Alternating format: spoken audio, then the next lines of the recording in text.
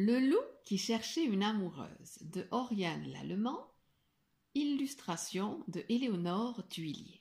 Il était une fois un gros loup noir, plutôt mignon, plutôt gentil, mais qui n'avait pas d'amoureuse. Il s'appelait Loup. Comme tous les ans au printemps, la forêt se remplissait d'amoureux. Et un bisou par-ci, et un câlin par-là, et des guilis-guilis à tous les coins du bois. C'était très énervant, surtout pour un loup tout seul. Un matin, Loup se regarda dans son miroir et pensa « Aujourd'hui, je vais trouver la louve de ma vie !» Mais comment faire? Il ne connaissait rien à l'affaire. De bon matin, il alla voir Maître Hibou. « Il faut tomber amoureux, voilà tout !» dit celui-ci. Toute la matinée, Loup s'exerça à tomber. À la fin, il était tout cabossé et avait mal partout, mais il n'avait pas trouvé d'amoureuse. « Il faut se faire élégant, séduisant, » suggéra son ami Alfred. Loup prit un long bain et s'habilla avec soin. Il choisit une chemise à fleurs et s'accrocha une marguerite sur le cœur. « Il faut aussi attirer l'attention, être original, phénoménal, » expliqua son ami Valentin. Loup enfila ses lunettes noires de star et ses bottes de cow-boy. Il faut parler joliment, choisir des mots doux, caressants, dit son ami Gros Louis.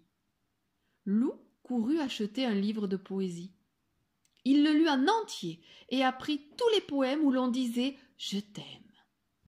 Il faut un bouquet de fleurs pour l'élu de son cœur, conseilla son ami Joshua.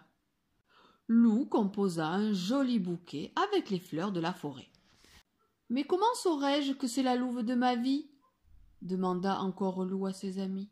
« Quand tu la verras, tu auras les jambes flagadas, la cervelle en chocolat et le cœur qui bat, » dit Joshua. Et ils le poussèrent dehors.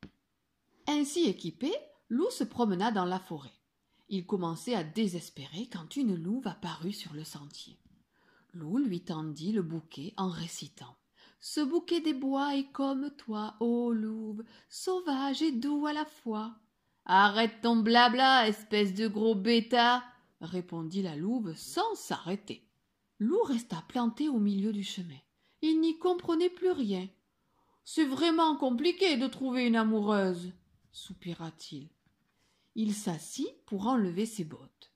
Quand soudain, vlan! Une louve très pressée lui rentra dedans. Il bascula sur le sentier.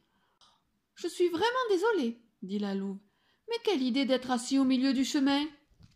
Loup se redressa, regarda la louve, et il sentit comme un petit clic à l'intérieur de son cœur, un peu le bruit d'une porte qui s'ouvre.